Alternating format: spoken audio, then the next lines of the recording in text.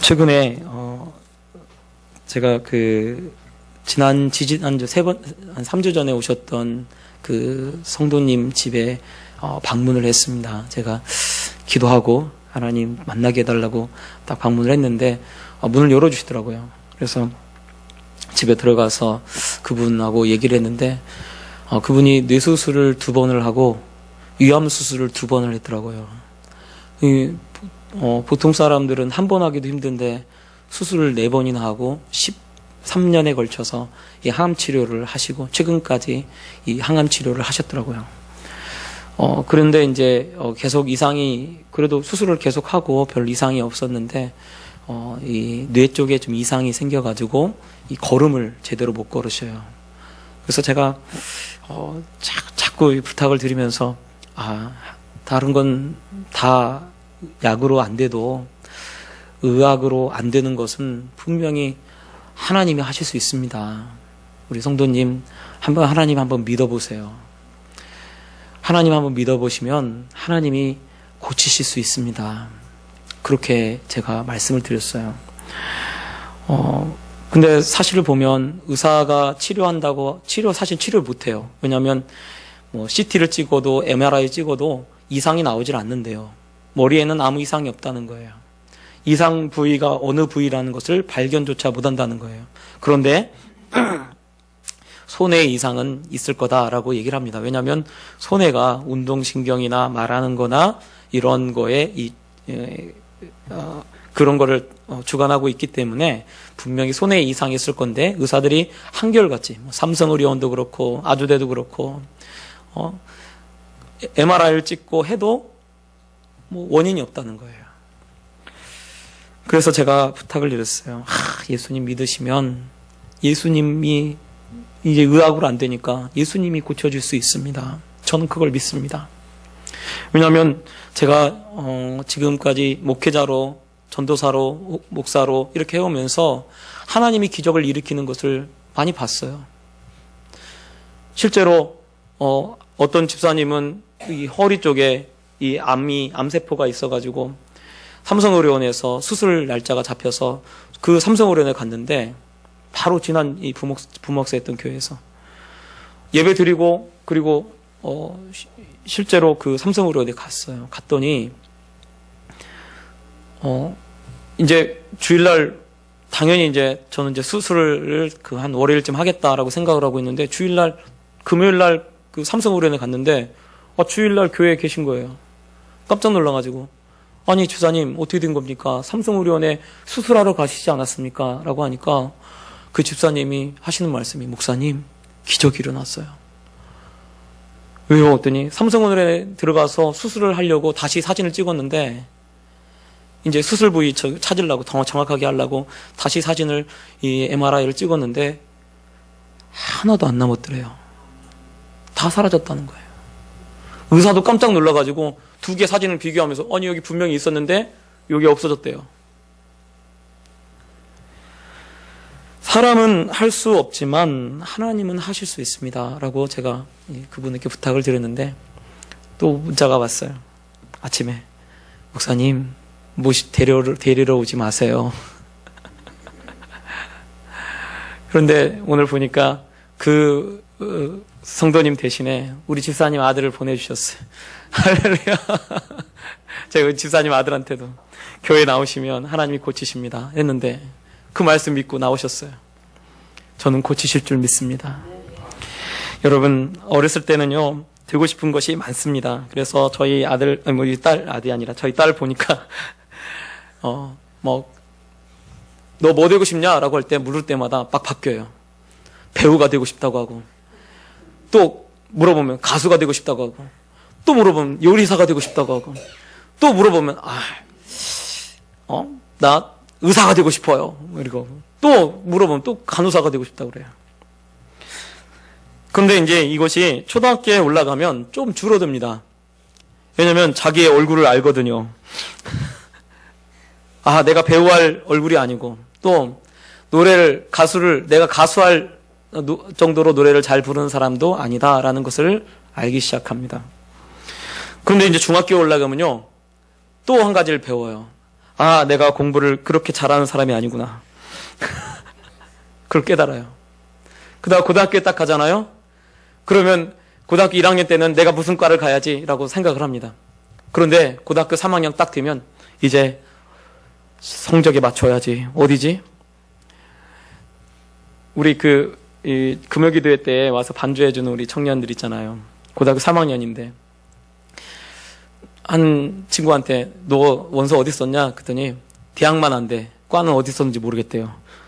자기가 원서를 넣어놓고 그 말은 뭐냐면 성적에 맞춰서 자기 그 실력에 맞춰서 원서를 넣기 때문에 자기가 목사님 잘 기억이 안 나는데요. 어디 넣었는지. 제가 그 얘기를 듣고 아이고 주여 사람이요 이렇게 올라갈수록 나이를 먹을수록 여러분 어떤 거를 알게 되냐면요. 내 자신의 한계를 알게 됩니다. 점점 내가 할 수 있는 것이 그렇게 많지 않다라는 것을 알게 됩니다. 사람이 자기의 한계를 알지 못하면 한계를 알지 못하면 사실은 하나님도 알지 못해요. 그래서 믿는 사람이나 믿지 않는 사람들이나 다 똑같이 자신의 한계를 다 압니다. 느끼고 있어요. 그래서 믿지 않는 사람도 뭐 차례를 지내면서 어떻게 합니까? 제사를 지내면서 절하면서 예를 들어서 뭐 합격하게 해주세요 이러고 기도를 한다든지 그렇게 하면서 절을 해요. 그것도 누구한테? 이제 자기 조상들한테 그렇게 하는 거죠. 그러니까 사실은 믿는 사람이나 믿지 않는 사람들이나 자신의 한계를 느끼고 그리고 뭔가 돕는 다른 어떤 영적인 무엇인가가 있다는 것을 어렴풋이나마 다 알고 있습니다. 성경도 마찬가지예요. 사람이 하나님을 알게 되는데 자신의 한계를 알기 때문에 하나님을 알게 되는 것입니다. 하나님께서 한 번은 이 사람들이 행하는 모습을 보러 내려오셨어요. 딱 내려왔더니 사람들이 어떤 일을 합니까? 홍수 이후에 바벨탑을 쌓아요. 그래서 바벨탑을 쌓아서 하늘 끝까지 닿게 하자라고 합니다. 그러니까 하나님이 딱 그걸 보시고 어떻게 하시냐면 내려가셔서 저들을 언어를 혼잡케 하자. 왜냐하면 그렇게 해야만이 사실은 하나님께서 사람을 사랑하셔서 사람들이 하나님을 찾을 수 있게 되기 때문에 하나님이 사실은 바벨탑 사건을 통해서 언어를 막 흐리게 만들었던 거예요. 왜냐하면 사람의 한계를 알아야 하나님을 찾기 때문에 그렇습니다.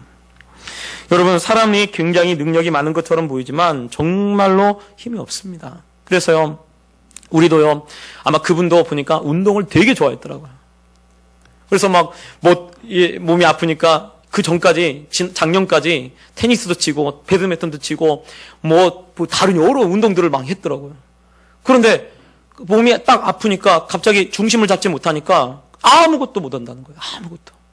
아무것도. 사람이 몸이 건강한 것 같아도요, 하나님이 조그만 거 하나만 싹 돌려놓으셔도요, 그것만 딱 하나만 무너져도 아무것도 하지 못합니다. 저도 허리가 아파서 꼼짝하지 못하는 적이 있어요. 그랬더니요, 목회가 이렇게도 끝날 수도 있겠구나. 별 생각을 다 했어요. 왜냐하면 만약에 진짜 이 허리가 문제가 생겨가지고 못 움직이면 어떡하지? 개척한 지 그때 몇 개월 안 됐는데, 그때 그렇게 쓰러져가지고 제가 도저히 못 일어나는 거예요. 그래서 저희 아내가 이 차를 타는데 저희 아내가 발을 하나를 딱 들어가지고 넣어주고 발을 하나를 들어서 넣어주고 이랬어요.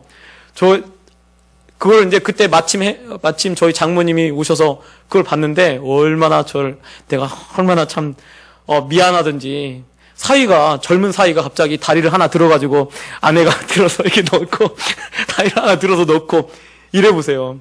그거를 저희 장모님이 보는데 얼마나 마음이 아프겠나라는 생각이 들더라고요.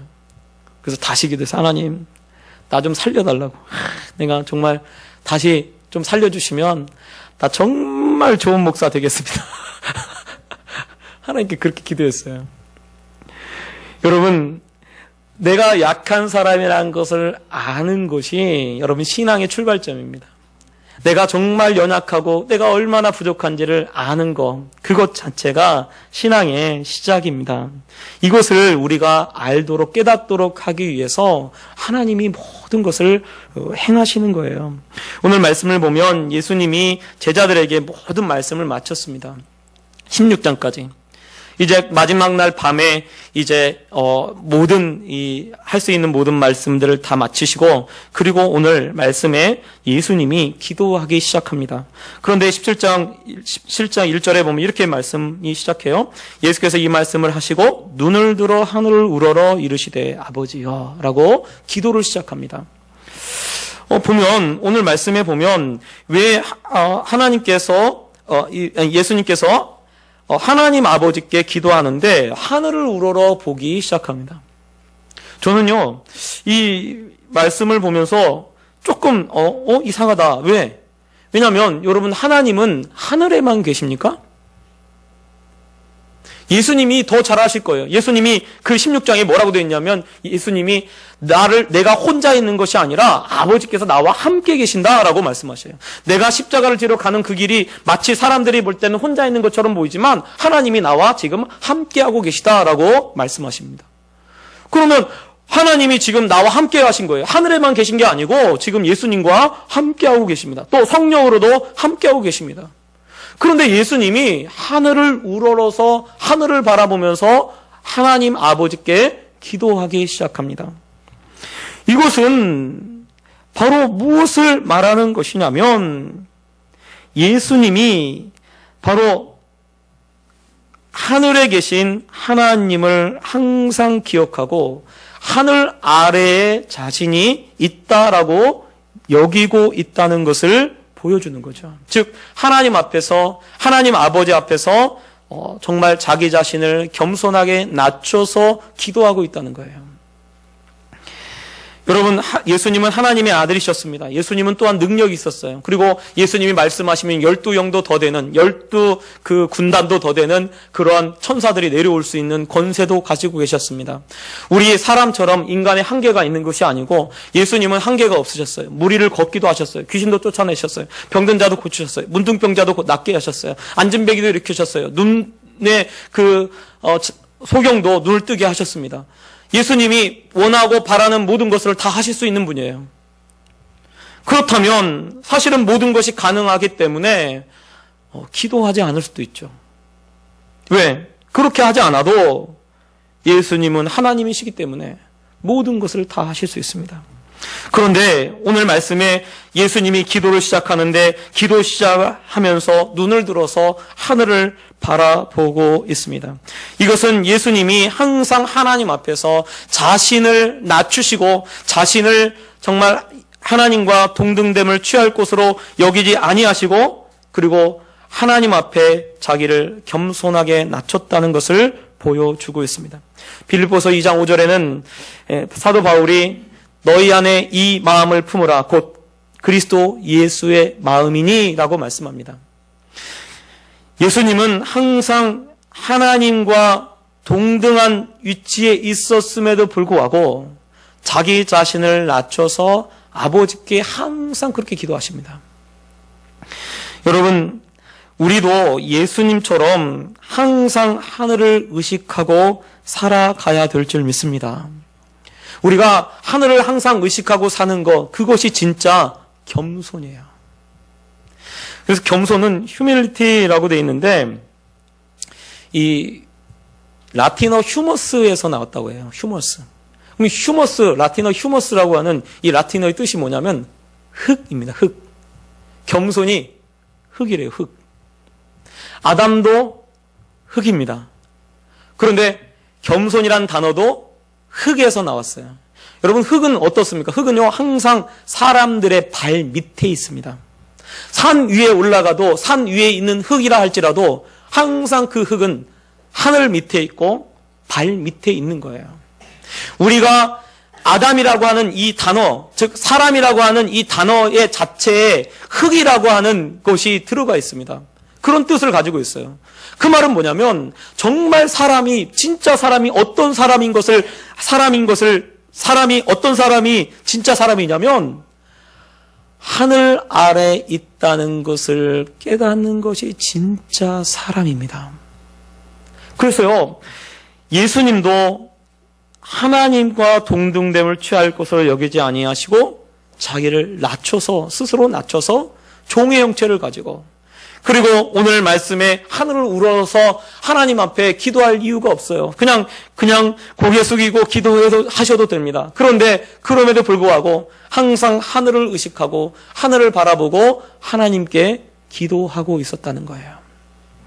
우리가 진짜 그리스도인이라고 하면 우리는 항상 하늘 아래 하나님 손 안에 있다는 것을 아는 것입니다. 그것이 진짜 우리가 겸손한 것이고요. 그것이 우리 하나님께서 우리를 보고 기뻐하시는 것이 되어집니다. 여러분, 내가 할 수 있는 것은요, 사람은요, 기도하지 않아요. 내가 할 수 있으면.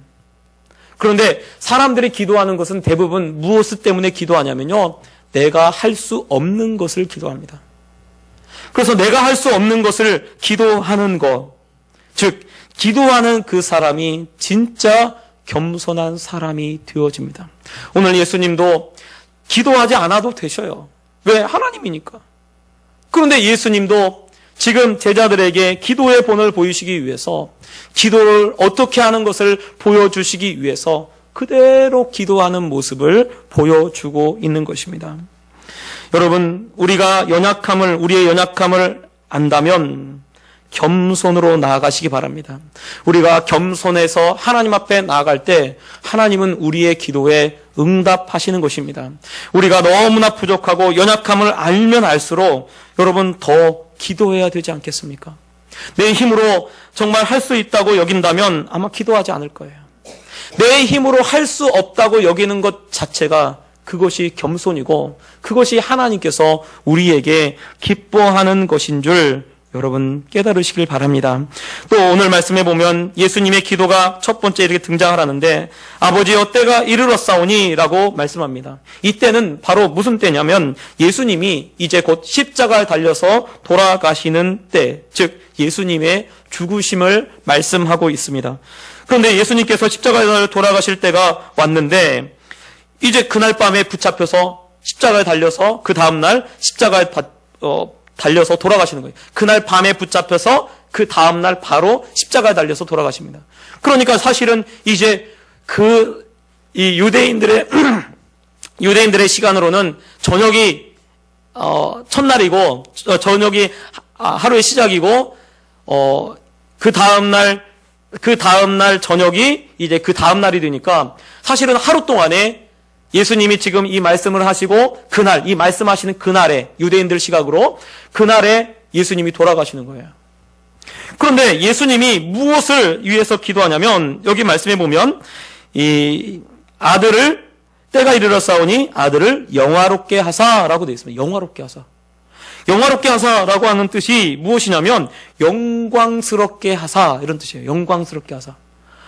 예수님이 무엇을 하나님께 기도합니까? 아버지여 아들을 영광스럽게 해달라고 기도합니다. 그런데 여러분 우리가 영광이라고 했을 때 영광은 대부분 어떨 때 쓰냐면 제가 예전에 오카노 목사님 사랑의 교회 오카노 목사님 그를 엘리베이터 안에서 다른 신학생들과 함께 만났어요. 그랬더니 오카노 목사님을 딱 만나니까 엘리베이터 안에 같이 딱 타니까 이 옆에 있는 신학생들이 참 존경하시잖아요. 그러니까 목사님과 함께 한 엘리베이터를 타서 영광입니다. 그런 거예요. 엘리베이터 탔다고. 그랬더니 그 목사님이 저는 전도사님들과 함께 엘리베이터에 타서 영광입니다. 그러더라고요. 속으로 역시 우리가요 유명한 사람 좀 존경받는 사람 그 사람을 만날 때 영광입니다. 그럽니다. 또 혹은 높은 자리에 올라가거나 높은 위치에 올라가면 그것을 영광이라고 여깁니다. 그런데 오늘 말씀에 예수님이 영광스럽게 만들어달라고 하는 기도의 내용을 살펴보면 무엇이 영광스럽게 만들어달라고 하는 것이냐면 바로 예수님이 십자가 지는 것입니다. 사실은 우리가 개인적으로 볼 때 십자가는요 영광스럽지 못해요. 왜냐하면 십자가에 달려서 이 못 박혀서 죽는 거 그리고 우리 그 말씀을 보면 옷을 다 벗겨요. 옷을 다 벗기고, 그리고 이제 못을 박아서 죽이는 거죠. 그렇게 십자가에 못 박아 두면 옷을 다 벗긴 채로, 그러니까 진짜 십자가형은요, 우리가 가끔씩 보면 예수님 이 그림 보면 이 팬티라도 하나 입고 계시잖아요.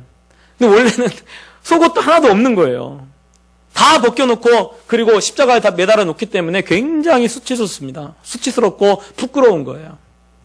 그리고 그냥 달아놓은 것도 아니고, 지금 보면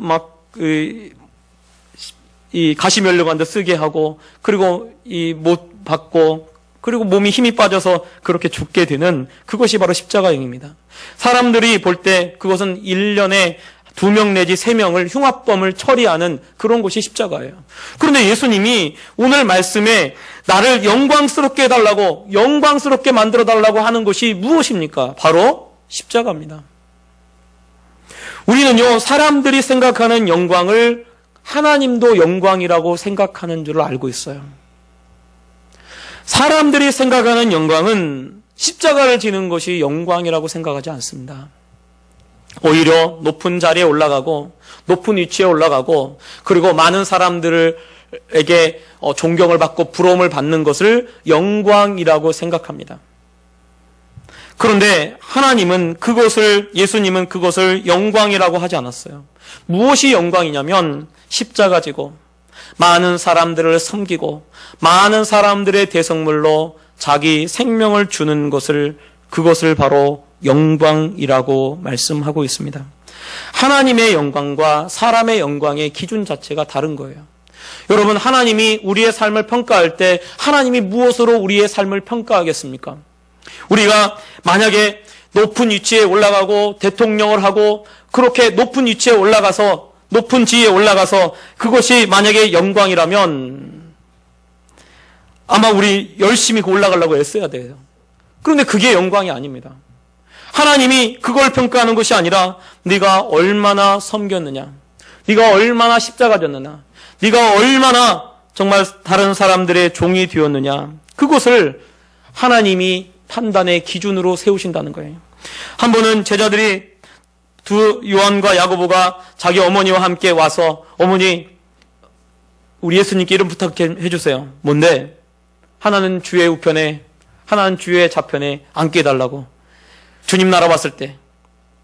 그러니까 그 얘기를 예수님께 이 어머니가 가서 얘기를 한 거죠.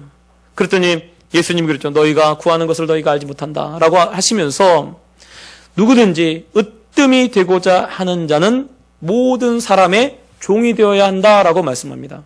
그것은 바로 예수님의 십자가를 말씀하고 계셨던 거예요. 여러분, 우리에게 무엇이 영광입니까? 십자가 지는 것이 영광이에요.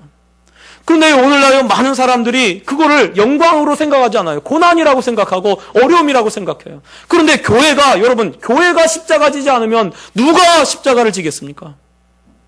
교회가 다른 사람들을 위해서 희생하지 않으면 누가 십자가를 지겠습니까? 아프가니스탄에서 예전에 이 샘물교회에서 그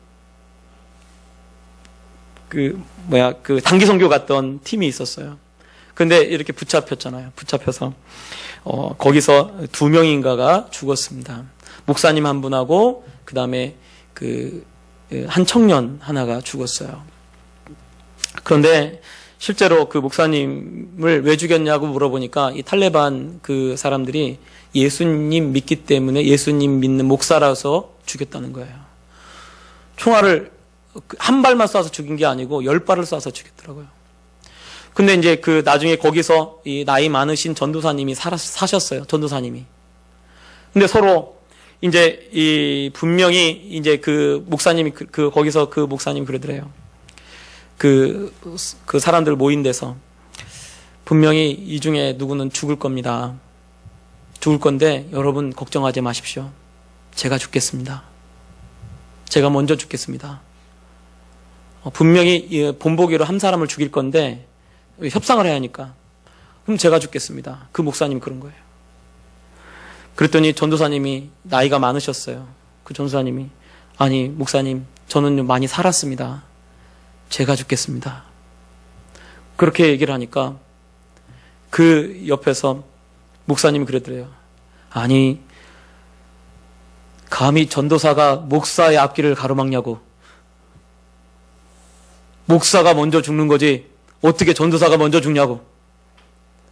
그러고 순교하셨대요. 나중에 거기 있는 사람들이 거기서 나와서 그 이야기를 해주는 거예요. 여러분, 진짜 예수 믿는 것이 무엇인지 아십니까? 진짜 예수 믿는 것은요, 십자가 지는 거예요. 요즘에 많이 힘든 거 안 하려고 그래요. 자꾸 안 하려고 그래요.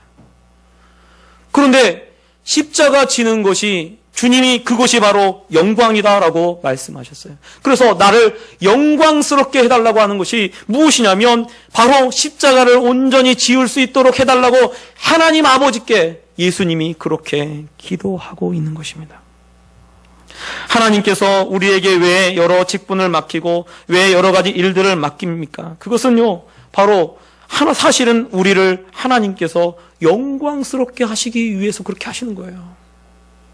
그래서 내가 십자가 지고 내가 직분 맡고 내가 정말 주의 일을 하고 이렇게 하는 것이요, 나를 하나님이 힘들게 하고 나를 어렵게 하고 나를 괴롭게 하려고 하는 것이 아니라 오히려 나를 하나님께서 영화롭게 만드시기 위해서 내게 그러한 모든 것을 맡기고 계신 것입니다. 여러분, 우리가 분명히 하나님 앞에 설 날이 있을 것입니다. 하나님 앞에 섰을 때 정말 하나님께 어떤 것을 이야기할 수 있겠습니까? 주를 위해서 섬기고, 주를 위해서 십자가 지고, 주를 위해서 애쓰고, 주를 위해서 살아왔던 것을, 섬기고 종이 되었던 그것을 하나님이 영광으로 바꾸어 주실 줄 여러분 믿으시길 바랍니다. 또 예수님께서 이렇게 나를 영화롭게 하사라고 하는 아들을 영광스럽게 만들어 달라고 하는 이유가 있습니다. 그것은 오늘 말씀에 보면 아들로 아버지를 영화롭게 하게 하옵소서라고 되어 있어요. 아들로 아버지를 영화롭게 하옵소서. 즉 아들로 예수님을 영광스럽게 하는 그것을 통해서 곧 하나님 아버지께 영광을 돌리게 하기 위해서 예수님이 자기를 영화롭게 해달라고 그렇게 구하고 있습니다. 여러분, 사람의 제일 되는 목적이 무엇이냐면 하나님 아버지께 영광을 돌리기 위한 것이 사람의 제일 되는 목적입니다. 하나님이 사람을 만드신 이유가 무엇이냐면 바로 하나님의 영광을 위해서 사람을 만든 거예요. 그래서 창세기에 보면 하나님이 사람을 만들 때 어떤 모양으로 만듭니까? 바로 하나님의 형상대로 사람을 만듭니다. 하나님의 형상대로 사람을 만들어서 무엇을 보여주는 거냐면 눈으로 보이는 모든 세계가 하나님의 영광을, 하나님의 형상을 볼 수 있도록 하기 위해서 사람을 만든 거예요.